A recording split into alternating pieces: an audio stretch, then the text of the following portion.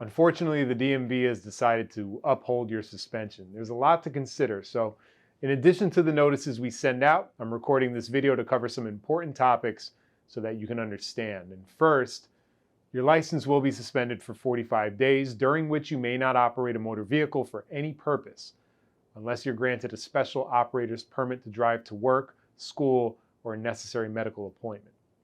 Driving while suspended is very serious under our law. Do not tempt fate. Second, in order to be granted that permit, you must have a supervisor sign off on verifying the hours of your employment.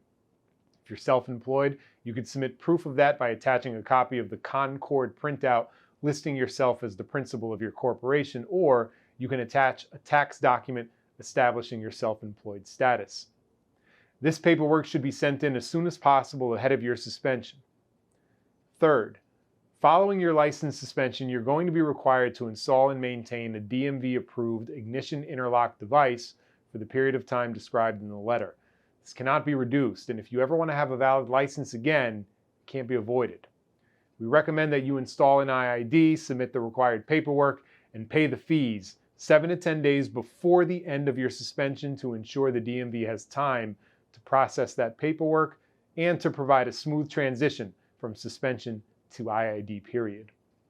If you're a CDL driver for a first offense, your CDL will be suspended for a year. If you don't have a CDL, your privilege to obtain one is disqualified for that same time. The penalties described above, they're set in stone by statute. The DMV is powerless to alter them. The hearing officer at the DMV can only determine whether to uphold the penalties in their entirety or overturn them in their entirety. Now, while losing the DMV hearing is a setback, the most important thing to focus on is what happens next, and having both the information and the support to get through this time is crucial. That's why we're here. And so after reading our emails and letters, talking with your attorney, and watching this video, you still have questions. The best way to contact us is through text. Text us at 203-925-9200.